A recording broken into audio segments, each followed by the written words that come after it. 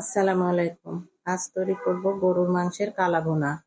এই জন্য হাড় চর্বি সহ গরুর মাংস লাগবে। এখানে আমি 2 কেজি পরিমাণ গরুর মাংস নিয়েছি। সেখানে দিয়ে দিলাম পেঁয়াজ কুচি, কিছু আস্ত রসুন।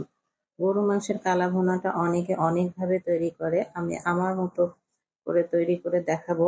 ভালো লাগলে আপনারাও তৈরি করে দেখতে পারেন। স্বাদটা কিন্তু চমৎকার আসে। এবার এখানে দিয়েছি কিছু আস্ত রসুন, আদা রসুন বাটা, পরিমাণ মতো লবণ এবং এখানে আমি আজ ব্যবহার করব রেডিমেড যে রাঁধুনি মশলাটা পাওয়া যায় কালা ভুনা মশলা, সেই মশলাটা। সেই মশলার এখানে আমি 1 প্যাকেটের 1/3 কাপ মশলা ব্যবহার করেছি।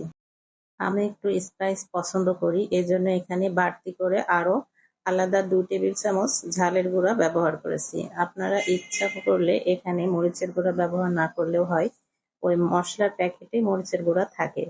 এবং এখানে আমি দিয়েছি তেল, সাথে দিয়েছি সয়া সস। সয়া সসটা কালা ভুনাতে অবশ্যই দিতে হবে, তাহলেই এর অরিজিনাল স্বাদটা আসবে। এবং এখানে টমেটো কেচাপটা অবশ্যই ব্যবহার করতে হবে। প্রত্যেকটা মশলা দেওয়ার পর হাত দিয়ে আমি খুব ভালোভাবে এটা একবারে মেখে নিব। হাত দিয়ে এমনভাবে মাখাতে হবে যেন মশলাটা প্রত্যেকটা মাংসের গিয়ে পৌঁছায়। খুব ভালোভাবে মেখে কিছুক্ষণ এটা রেখে দিলে আরো বেশি ভালো হয়। আমি এই মাংসটা মেখে আধা ঘন্টা মতো মেরিনেট করে রেখে দিয়েছিলাম। তারপরে আমি চুলা জ্বালিয়ে ব্যবহার করেছি। মাংসটা মেরিনেট করে রাখার জন্য পানি মাত্র 2 কাপে খুব অল্প আঁচে বসিয়ে রাখলে মাংসটা খুব সুন্দরভাবে সিদ্ধ হয়ে যাবে।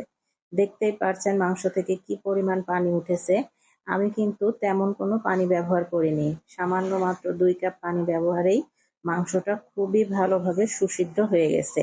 মাংসটা সুসিদ্ধ হয়ে আসা পর্যন্ত অল্প আঁচে মাংসটা খুব ভালোভাবে রান্না করে নিতে হবে। মাংসটা যখন শেষের দিকে রান্না হয়ে যাবে সেই সময় আমি এখানে ব্যবহার করেছি রাঁধুনি মশলার যে বাকি আর একটা প্যাকেট থাকে, সেই মশলা থেকে কিছুটা মশলা।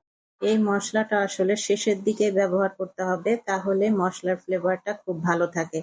মাংসটা একদম তৈরি হয়ে গেছে। শেষের দিকে এখানে বেশ 1 কাপ পরিমাণ পেঁয়াজ কিউব করে কাটা, সেটা আমি দিয়েছি এবং সাথে দিয়েছি শুকনা মরিচ ফালি করে কেটে রাখা। এই শুকনা মরিচ এবং পেঁয়াজ এই দুইটা কখনোই স্কিপ করা যাবে না। কালা ভুনাতে অবশ্যই এই মশলা দুইটা ব্যবহার করতে হবে। শেষের দিকে যদি এই পেঁয়াজ কিউব এবং শুকনা মরিচ ফালিটা দেওয়া যায় তাহলে এই মাংসের যে কি পরিমাণ সুস্বাদু একটি টেস্ট আছে সেটা না খেলে আপনারা সত্যিই বুঝবেন না।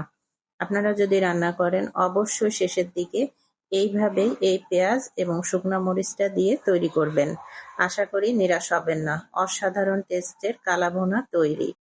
ঈদের টেবিল বলেন কিংবা ছোট বড় যে কোনো ধরনের মেহমানদারিতে অনুষ্ঠানে এই মাংসটা রান্নার সত্যিই তুলনা হয় না। এটা যেমনি দেখতে তেমনি অপূর্ব স্বাদে, অসাধারণ খেতে। আশা করি আজকের রেসিপি আপনাদের ভালো লেগেছে। ভালো লাগলে লাইক, কমেন্ট, শেয়ার দিয়ে পাশে থাকবেন। আল্লাহ হাফেজ।